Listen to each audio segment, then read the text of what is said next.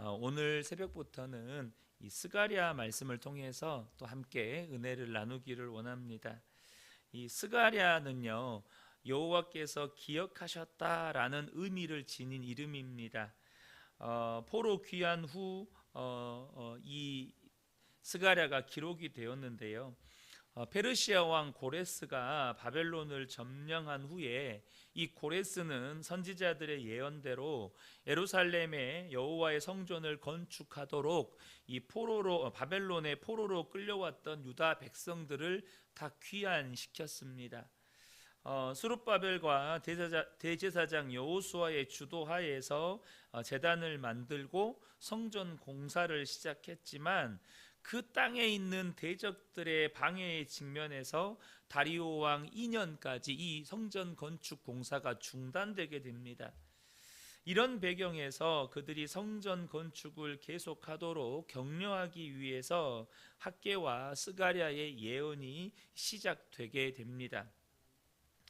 스가랴에게 첫 번째 말씀이 임합니다. 그 말씀은 과거 그들의 조상들에 대한 하나님의 진노를 말하는 것으로 시작해서 스가랴의 말씀을 듣는 현 세대에게 하나님께로 돌이킬 것을 선포하고 있다는 것입니다. 과거 조상들은 이전의 선지자들이 전한 하나님의 말씀을 거부한 결과 그에 합당한 보응을 받았습니다. 나라가 망하고 바벨론 포로로 끌려가게 되었던 것이죠. 이제 스가랴의 말씀을 듣는 현 세대는 과거에 있었던 그 사건이 주는 교훈을 염두에 두고 그들의 조상들의 전철을 밟아서는 안 되는 것이죠. 스가랴의 오늘 본문의 말씀을 통해서 우리가 짐작해서 알 수 있는 것은 뭐냐면 포로에서 귀환한 유다 백성들의 상태입니다. 포로에서 귀환한 유다 백성들은 몸은 포로에서 돌아왔지만 아직 그들의 마음은 하나님께 온전히 돌아오지 않았다는 것입니다. 아마 그들은 기대했을 거예요. 뭘 기대했을까요? 이제 다시 그들의 조상들의 땅, 약속의 땅으로 돌아왔으니 성전을 건축하고 성벽을 세우고 또 왕궁도 건축하고 왕도 세우면 이렇게 우리나라가 다시 온전히 세워지게 될 것이다. 아마 이런 기대를 하지 않았을까요? 더 나아가서 다시금 우리나라가 우리 조상 다윗 때처럼 그렇게 강력한 나라를 건설해 보자. 아마 이런 기대도 있었을 것입니다. 그러나 여러분, 성전이 다 지어지면 나라가 회복되는 것일까요? 혹은 왕궁이 건설되고 왕이 세워지면 정말로 강성한 나라가 세워지는 것일까요? 여러분, 저와 여러분이 아셔야 합니다. 성전이 지어진다고 나라가 회복되는 것이 아니라는 사실입니다. 왕이 세워진다고 온전한 나라가 세워지는 게 아니라는 거예요. 여러분, 무엇이 먼저 회복되어야 될까요? 바로 하나님과의 관계가 먼저 회복되어야 하는 것입니다. 그들이 하나님과의 관계가 깨져서 그들이 하나님으로부터 떠나서 그들의 마음을 우상에게 돌이켜 우상 앞에 엎드리고 절하고 그들이 타락하고 부패함으로 인하여서 나라가 망하고 포로로 끌려갔잖아요. 그러면 그 망한 나라가 다시 회복되려면 여러분, 나라가 망하기 전에도 성전은 있었어요. 나라가 망하기 전에도 제사는 있었습니다. 나라가 망하기 전에도 왕은 있었고 왕궁도 있었고 또 그 제사장들에 의해서 드렸던 제사도 있었습니다. 근데 왜 망했습니까? 하나님과의 관계가 무너졌기 때문입니다. 그러니까 그들이 정말로 다시금 나라를 재건하려면 뭐가 먼저 회복되어야 하는 것입니까? 하나님과의 관계가 먼저 회복되어야 하는 것입니다. 그러자면 이스라엘 백성들이 마음을 돌이켜서 하나님께 돌아와야 하는 것이죠.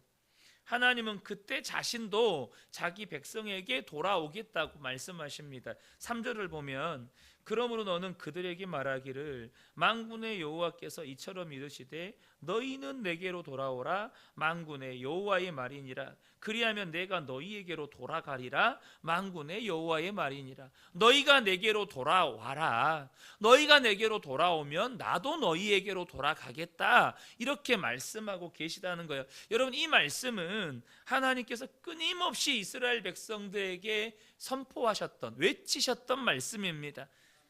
호세아 6장 1절과 2절을 보면 오라 우리가 여호와께로 돌아가자. 여호와께서 우리를 찢으셨으나 도로 낫게 하실 것이요 우리를 치셨으나 싸매어 주실 것임이라. 여호와께서 이틀 후에 우리를 살리시며 셋째 날에 우리를 일으키시리니 우리가 그의 앞에서 살리라. 사랑하는 성도 여러분, 저와 여러분이 꼭 기억하셔야 합니다. 삶의 회복은요, 하나님과의 관계 회복이 우선되어야 하는 것입니다. 여러분의 삶에 회복되어야 될 게 많잖아요. 건강도 회복되어야 될 것 같고, 재정도 회복되어야 될 것 같고, 인간관계도 회복되어져야 될 것 같고, 가정도 회복되어져야 될 것 같고, 자녀들과의 관계도 혹은 부부간의 관계도 회복되어져야 될 것 같고, 회복되어져야 될 게 너무 많아요. 그리고 그것이 회복되면 우리의 삶이 참 괜찮을 것 같아요. 여러분, 착각하시면 안 됩니다. 착각하시면 안 돼요. 여러분, 하나님과의 관계가 회복되어져야 회복되는 것입니다. 이걸 놓치시면 안 되는 거예요. 불순종의 결과인 70년 포로 생활에서 돌아온 이 다음 세대 이스라엘 백성들에게 하나님은요, 이스라엘이 멸망하기 전에 그들에게 하셨던 말씀을 똑같이 하고 있어요. 지금 이스라엘이 바벨론에 패망하기 전에 하셨던 말씀을 똑같이 하고 있다는 거예요. 그럼 이걸 뭘 말하는 거죠? 그들이 바벨론 포로에서 돌아왔지만 아직 하나님께 마음이 안 돌아왔다는 거예요. 여러분, 이렇게 똑같은 말씀을 하시는 하나님의 심정은 어떨까요? 우리는 여기서 뭘 봅니까? 사람이 이렇게 변하기가 어려워요. 이렇게도 사람의 마음이, 물론 그들은 포로로 돌아와서 또 성전 문 앞에서 에스라가 하나님의 말씀을 이렇게 읽을 때, 성전 문 앞에서 하나님 말씀을 읽을 때 그들이 막 울면서 회개했어요. 울면서 회개했다고요. 그런데도 또 이 말씀을 하고 있는 이유는 뭡니까? 그들은 그렇게 회개하고도 다시 또 마음을 하나님으로부터 돌이켜 버리는 거예요. 여러분, 이것이 우리의 모습이라는 것입니다. 이스라엘 백성들의 고난의 이유가 다른 데 있지 않습니다. 그들의 마음이 하나님으로부터 멀어졌기 때문이라는 거예요. 마찬가지로 여러분, 우리의 삶에 다양한 고난이 있을 수 있습니다. 그런데 여러분, 진짜 우리가 삶 속에서 경험하는 고난의 원인이 뭘까요? 고난의 이유가 뭘까요? 정말로 나는 하나님과 잘 지내고 있고, 나는 정말로 나의 마음은 늘 하나님을 향해 있느냐 하는 것입니다. 저는 우리 성도님들의 삶에 부끄러운 고난이 없기를 축복합니다. 부끄러운 고난이 무엇입니까? 베드로전서 2장 19절 20절을 보면 부당하게 고난을 받아도 하나님을 생각함으로 슬픔을 참으면 이는 아름다우나, 그러니까 부당한 고난, 아름다운 고난이 있다는 거예요. 무슨 고난이에요? 바로 예수의 이름 때문에, 예수의 이름을 위하여 살다가 받는 고난이에요. 그 고난은 아름다운 고난이라고 말씀하세요. 그런데 20절을 보면 죄가 있어 매를 맞고 참으면 무슨 칭찬이 있으리요? 부끄러운 고난이 있다는 거예요. 그게 뭐죠? 죄 짓고 하나님께 매맞는 거. 하나님께 죄짓고 매맞는 것은 부끄러운 고난이라는 거예요. 그러나 선을 행함으로 고난을 참으면 이는 하나님 앞에 아름다우니라. 사랑하는 성도 여러분, 우리가 아름다운 고난을 받는 복된 분들 되셨으면 좋겠습니다. 예수의 이름 때문에 인내하고, 예수 그리스도 그분 때문에 그분의 인도하심을 따라 말씀에 순종하며 살다가 때로는 손해도 보고 욕도 먹고 비난도 받고 조롱도 당하고 어려움도 겪고, 그것은 아름다운 고난이에요. 그런데 죄가 있어서 고난을 당해요. 죄가 있어 하나님께 매를 맞아 고난을 당해요. 여러분, 이것은 너무나도 부끄러운 고난이라는 것이죠. 저는 우리 모든 성도님들이 하나님 앞에 아름다운 고난이 있게 되시기를 예수님의 이름으로 축복합니다. 포로에서 돌아온 이스라엘은 그들의 조상들이 포로로 잡혀갔을 때와 다를 바가 없었습니다. 다시 말하면 그들은 그들의 과거의 역사에서 어떤 교훈도 받지를 못했다는 거예요. 그들은 오랜 포로의 수치를 겪었으면서도 악한 행위에서 떠나서 돌아오라는 명령을 또다시 듣고 있는 것입니다. 솔로몬이 사람의 어리석음을 하나 지적하는데요, 그 어리석음 가운데 하나가 뭐냐면 미련한 것을 반복하는 것이에요. 미련한 것을 반복하는 것. 잠언 26장 11절을 보면 개가 그 토한 것을 도로 먹는 것 같이 미련한 자는 그 미련한 것을 거듭 행하느니라. 여러분, 사람의 어리석음이 뭐냐면 죄를 반복하는 거예요. 매를 맞고도 또 그 죄를 반복하고, 매를 맞고도 또 그 죄를 반복하고. 여러분, 우리의 삶에 거듭 반복하는 죄는 없습니까? 우리 그러잖아요. 내가 정말 입술로 범죄하지 말아야지. 그렇게 은혜 받고 다짐해 놓고도 삶의 현장으로 돌아가면 또 내 입에서 원망과 불평이 막 나와요. 또 내 입에서 다른 사람을 험담하는 말이 막 나와요. 또 내 입에서 막 분노의 말이 나와요. 내 입에서 악한 말들이 막 나와요. 우리가 쉽게 반복하는 죄 중에 하나가 이 입술을 지키지 못하는 것입니다. 대부분의 성도들이 넘어지는 죄예요. 입술을 지키지 못해요. 근데 여러분, 하나님 말씀하셨잖아요. 민수기서에서 말씀하셨잖아요. 내 입의 말이 내 귀에 들린 대로 내가 너에게 행하겠다. 얼마나 무서운 말입니까? 근데 우리는요, 내 입술을 지키지 못해서 가정에 가서 아내나 남편에게, 자녀들에게, 혹은 나도 모르게 막 원망과 불평의 말이 내 입에서 막 튀어나와요. 사랑하는 성도 여러분, 저는 우리 성도님들에게 정말로 반복되는 불순종, 반복되는 죄가 없게 되기를 축복합니다. 특별히 사람마다 연약한 게 있어요. 연약한 거. 예를 들면 저 같은 경우는요, 가족 안에 죽음을 많이 경험했잖아요. 그러니까 특별히 가족들이 아프거나 가족들이 질병이 있거나, 저희 딸아이가 아프잖아요. 거기에 사실 되게 연약해요.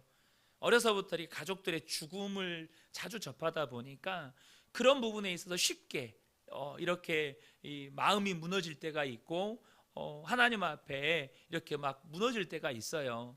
마찬가지로 개개인마다 차이는 있는데요, 사람마다 어떤 상처가 됐든지 어떤 어려움이 됐든지 간에 연약함이 있습니다. 어떤 분은요, 재정에 연약해요. 재정 문제만 걸리면 하나님도 없어요. 하나님도 재정 문제만 걸리면 하나님도 안 보여. 어떤 분은 건강에 연약해요. 그럼 건강의 문제만 걸리면 하나님도 안 보여. 막 두려워가지고 어찌할 바를 몰라요. 우리 흔히 말해서 건강 염려증이라는 게 있잖아요. 조금 머리만 아파도 혹 내 머리에 뭐가 있나 가지고는 병원 가가지고 CT 찍어주세요. 막 이런 분들 계세요. 어떤 분이 인간관계에 어려움이 있어가지고 사람을 막 불신해요. 사람을 믿지 못해요. 여러분, 사람마다 이렇게 연약함이 있어요. 저는 우리 성도님들 안에 이 반복되는 죄가 끊어지기를 축복합니다. 왜냐하면 죄가 반복된다는 건 뭘 뜻하냐면 그 죄의 세력에 내가 묶여 있다는 뜻입니다. 그 죄의 세력에. 여러분, 이것은요, 반드시 끊어져야 할 영적인 문제입니다. 반드시 끊어져야 될 문제예요. 여러분, 반복되는 죄를 절대 방치하지 말라는 거예요. 근데 지금 이스라엘 백성들의 문제는 뭐냐면 하나님으로부터 마음이 멀어진 것도 문제지만 또 하나의 문제가 우선순위가 틀렸다는 거예요.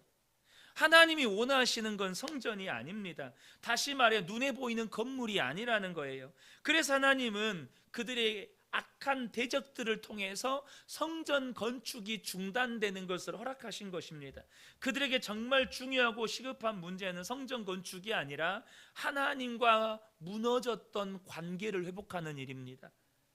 포로에서 귀환한 이스라엘 백성들이 가장 시급한 것은 무너진 건축 재건이 아니고 제사 드릴 장소가 필요한 것이 아니고 정말로 무너져 버렸던, 깨져 버렸던 하나님과의 관계를 회복하는 거라는 거예요. 여러분, 저와 여러분이 꼭 아셔야 돼요. 건물이 있어도 하나님이 임재하지 않으시면 그곳은 성전이 아닙니다. 그들에게 문제는 성전이 없는 게 아니라 하나님께로 돌아오지 않는 것. 자기 백성들, 그들 가운데 하나님이 임재해 계시지 않는 것이 문제였다는 거예요. 전 여러분에게 오늘 말씀을 마무리하면서 두 가지 질문을 드리고 싶어요. 첫 번째는 뭐냐면 여러분의 삶에 우선순위가 바로 세워져 있느냐는 거예요. 여러분, 자녀 공부가 우선이 아닙니다. 가정에 물질적인 어려움이 해결되는 게 우선이 아니에요. 건강 회복이 우선이 아닙니다. 하나님과의 관계 회복이 우선입니다. 두 번째는 여러분의 가정에 같은 맥락인데요, 정말로 여러분의 가정에 혹은 우리 교회 여러분의 마음 안에 하나님과의 관계가 회복됨으로 말미암아서 정말로 주님이 임재해 계시느냐는 거예요.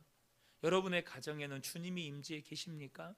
여러분의 심령 안에는 정말로 주님이 왕으로 임재해 계시느냐는 거예요. 오늘 하루 이 질문 앞에서 우리가 자신을 돌아보고 정말로 마음과 삶을 하나님께로 돌이키는 저와 여러분 되시기를 예수님의 이름으로 축복합니다.